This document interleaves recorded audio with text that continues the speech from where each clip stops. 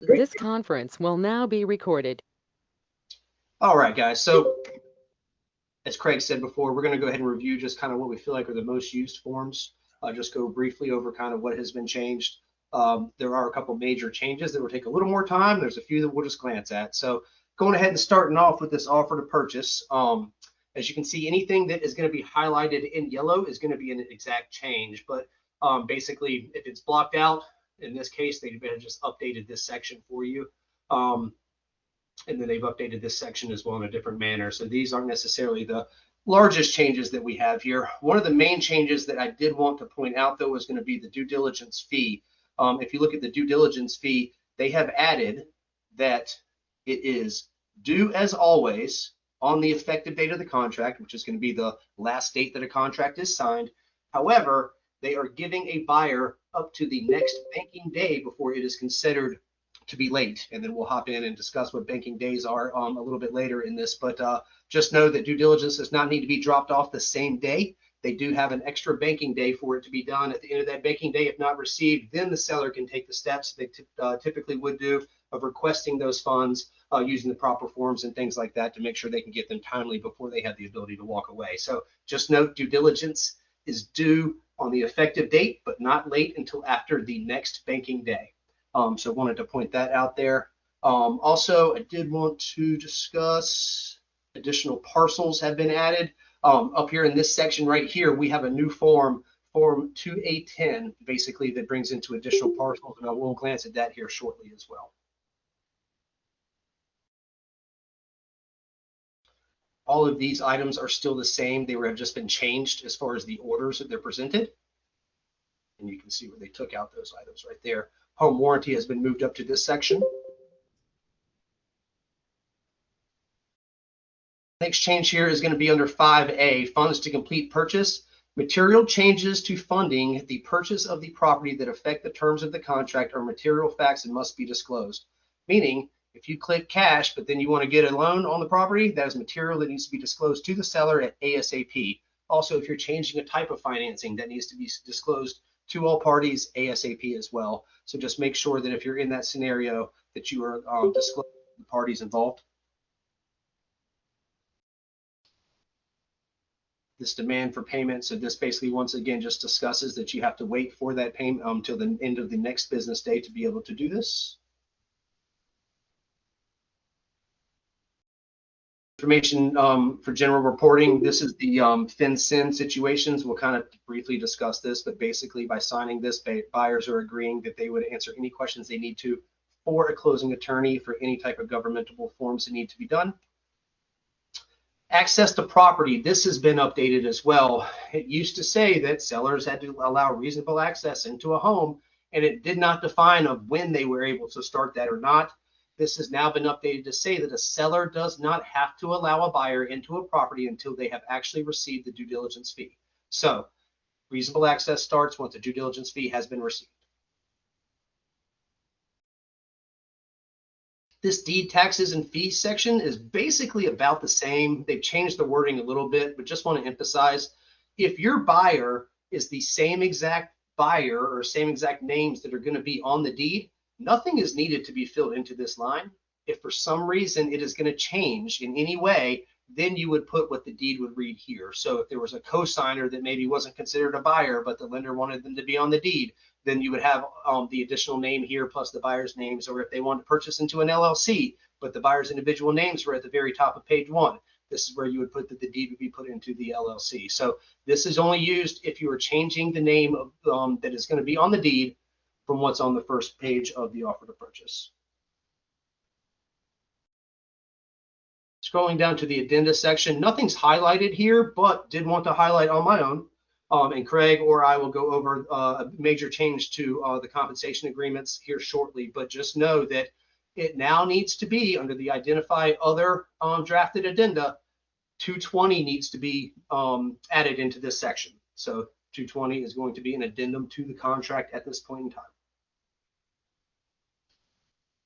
And then here's actually where we define a banking day, and a banking day in this contract is every Monday through Friday, excludes Saturdays and Sundays and holidays observed by the Board of Governors of the Federal Reserve. So if you receive a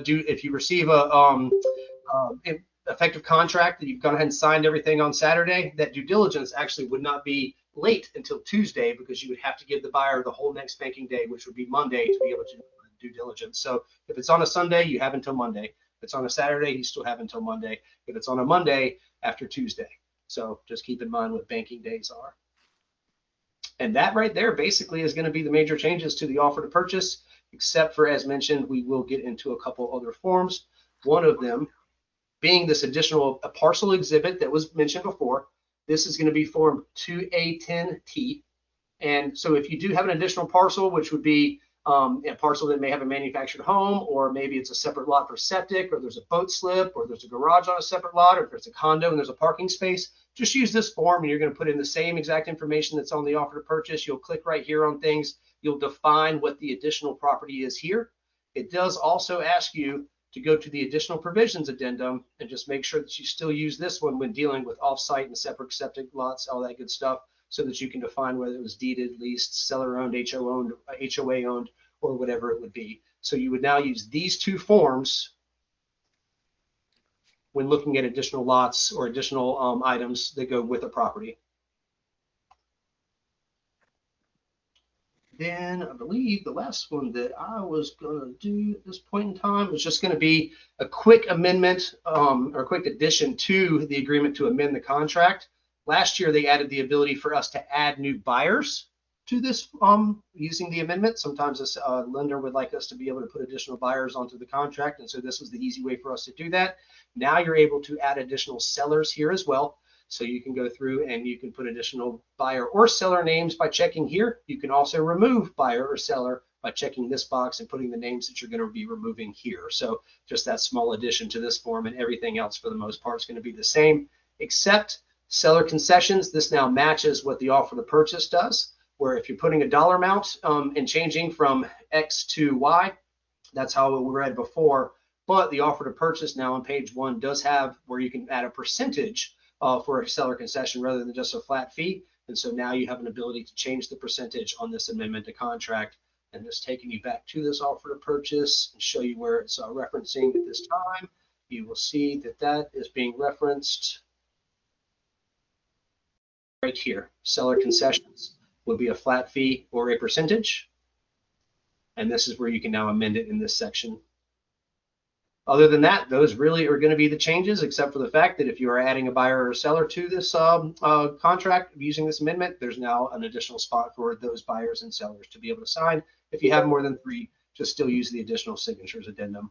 But that should take care of these items. Yeah, one comment too. This is a way on the amendment you can, if you have a misspelled name, for example, a buyer name, you can just remove that buyer and then add the correct name. So that's a way to change a buyer name, which sometimes can be a little confusing.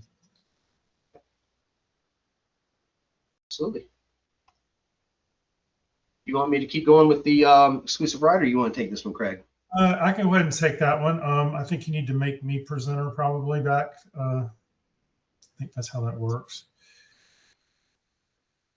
Okay, let me share my screen. You should be good to go. Let's bring this up. Okay, so we were scrolling down the summary of changes, and we have gotten to exclusive right to sell listing agreement, which is not that one or that one. There we go. Okay, so this is your standard Form 101. Here's where you can, you can indicate there are additional parcels and then use that Form 2A10T that Matt showed you. So marketing now, this has changed. NAR approved a new type of marketing. So let's go over all 3 choices. First of all, don't forget to put in the marketing date. I see that a lot. You've got to put in a marketing date. Your client can choose public marketing, most publication. They've added that, which is basically the, that's where it goes in MLS. You can advertise it. Coming soon, signs in the yard. It will syndicate out to Zillow, to Realtor.com, sometime soon to Bed Bath & Beyond website with a nice Fathom logo on there. Anywhere that may go out into the world. If they choose, they can instead choose limited distribution, medium publication. This is basically, it will go into the MLS, but it will not syndicate. So it will not go out to, the Zillows and Realtor.com, the individual real estate websites. It just goes into MLS. Now, if they want to, they can write in here additional marketing. For example, maybe you've got a list of potential buyers. Okay, fine, you can market it to your buyers, but I don't want it to go out to the world.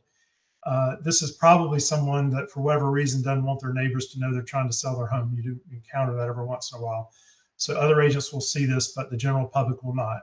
And then there is still the office exclusive lease publication. This is where you can only market the property to other agents in your firm. So this is the least amount of publication. So office exclusive and public marketing have not really changed. It's just this one sort of in the middle of those two that is now limited distribution. They have added a spot in the firm's fee, which is a place you can indicate if the buyer is unrepresented. So maybe if the buyer is unrepresented, you want to earn a little bit more money than if there is an agent on the other side of the transaction. So that's where you can put in that figure. Now, this does not cover designated dual agency where you're the only agent representing both parties. So if you want to charge a different amount for that, you still need to put it in other fees. One thing, do not check firm's fee schedule attached because we don't have a firm's fee schedule. So do not check this box. Now, buyer agent compensation, this has changed significantly. There is no longer a choice for listing firm to pay. Now the seller is always paying, and they are paying as a credit to the buyer, similar to a closing cost, but this is something that is specifically designated to the seller is paying the buyer so that the buyer can then pay their buyer's agent. First of all, you do need to check one of these two boxes, either does or does not. If they do want to offer compensation to a buyer's agent, remember that is optional. It is not mandatory. But if they do check that one, then you put in either a percentage or a flat fee amount, whatever the seller is willing to pay a buyer agent. And notice it says seller authorizes firm to advertise that. So that's what you're going to be advertising. It is still fully negotiable. When a buyer agent submits an offer, they may submit it and they may ask for a different fee, and that is negotiable between your client and the buyer agent. Once again, do not check the box that says firms attached policy because we do not have a firms attached policy. Okay, moving on. There's one more in here. So they've added this part, seller must provide valid identification at any time upon request, and the firms that their identification is current, seller firms that they have legal right to sell the property. So if you're dealing with a seller, you're not sure who they are, you're not sure if they're a valid seller, and they start to question you, why do I have to, provide you with my ID? Well, this gives you, some documentation that you can show them that they are required to do that if they want you to list the property. So this is put in here to help you with, determining seller fraud. And now there's a disclosure about the FinCEN stuff. Just make sure your client reads that. If they have questions about this and the legality of this, I would recommend that maybe just tell them to talk to an attorney because, you may not fully understand this enough to explain it to them. But this is basically just a, something that is started up to try to prevent money laundering and terrorism financing, all that kind of nasty stuff. Okay, that is it for the listing agreement.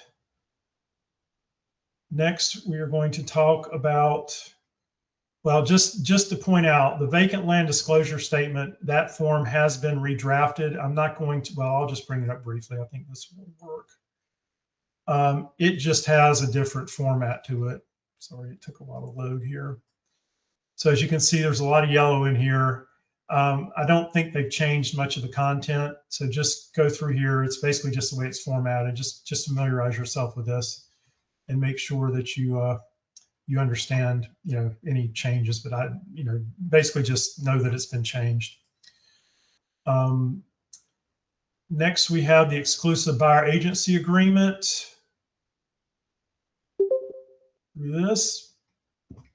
Now they have added a spot for a different fee. This is for a new construction property. And it's basically stating it is based on the purchase price of the vacant land and the final cost of the completed dwelling. So if you're going to bring them to a new construction that hasn't been started yet, and the builder, there's a price for the lot, and then there's a proposed construction, and the client is going to purchase the whole thing, and you are going to continue to work with them as a buyer agent, then this is where you can cover that you're going to get paid whatever you're going to get paid for the whole piece. Now, sometimes your buyer just buys the lot, and then you sign a referral agreement with the builder, and you sort of drop out of the deal, and then the builder builds the home and pays your referral fee based on the referral agreement. In that situation, you'll be covered by the referral agreement, but it doesn't hurt to go ahead and put something in here anyway, just to cover yourself for the other scenario where you're taking them to a place where a builder is building, for them, and you're going to continue to work with them. And you still have the opportunity, obviously you're going to put in a fee for just a normal situation. We always recommend that you put in something for a bonus in case you take them to a builder. Other specific amount, this might be some place where you say, well, look, if I'm going to work with a FSBO, I'm going to charge more because FSBOs can be a pain in the rear. So if that's the case, you may want to also cover FSBO, which you could write in here. That's not changed, so that's still the same. They changed this part here just to indicate that, that the buyer may seek compensation from the seller to pay the buyer agent. And notice they've stricken through listing firm because listing firms are no longer paying. It's now the seller paying the buyer so that the buyer may then pay their buyer agent. So they made that change. Once again, just some more verbiage about FinCEN. And that is it for the buyer agency agreement. Next, we have the Form 220. Now notice I did circle that. This is now an addendum, and that's very important to understand. This is no longer going to be a standalone document where you have your seller fill it out ahead of time. This does not exist until there's something to attach it to. So when you're a buyer agent, you're going to be filling this out.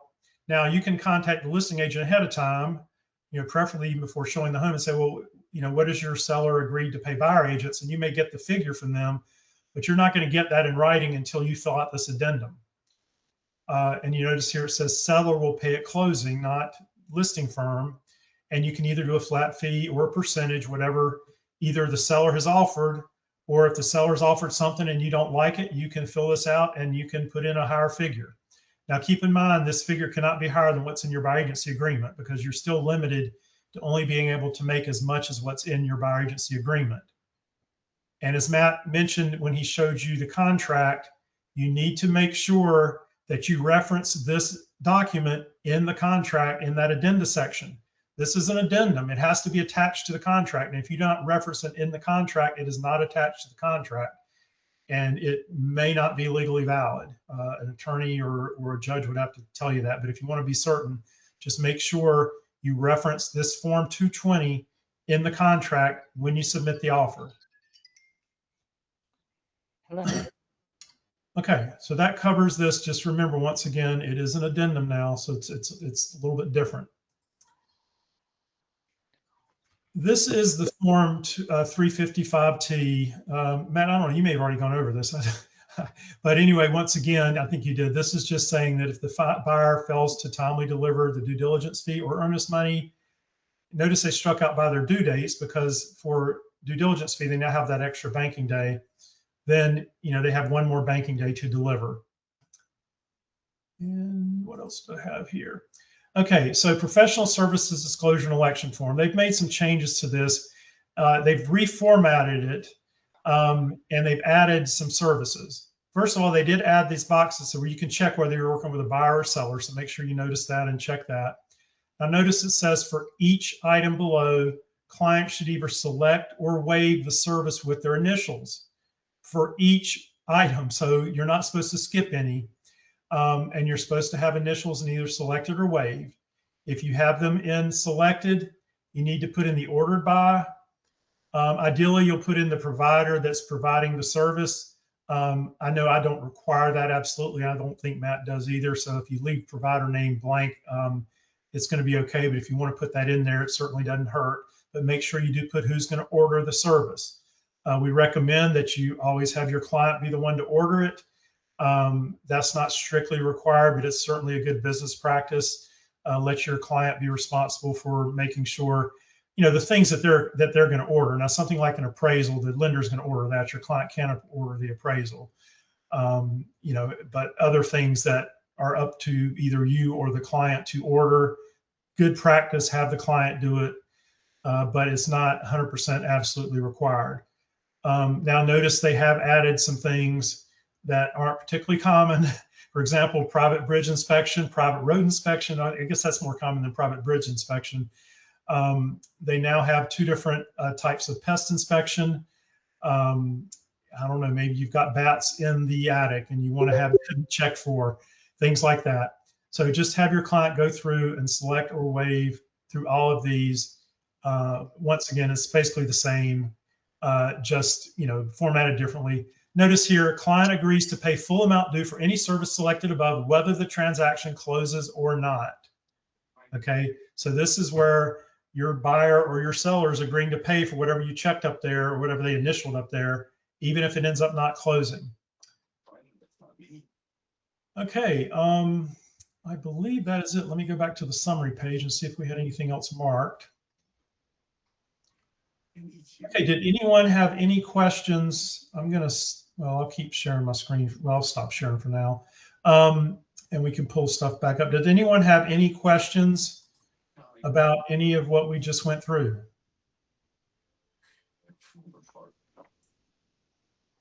Okay, there is still the recording that John Waite, the in-car attorney, had done. You can watch that. He goes into a little bit more detail on some of the changes. He covers some of the other forms. Of course, we just reviewed residential forms today. So if you do any commercial or property management, with another firm, you can't do property management with Fathom, then, you may want to make sure you familiarize yourself with those changes as well. But we weren't planning to cover those today. Matt, do you have anything else to add before we stop the recording? I think that's about it. Yeah. Okay, well, thanks everyone for attending this part of the meeting. I'm going to stop recording, but we will continue on with this if you want to talk about some other things.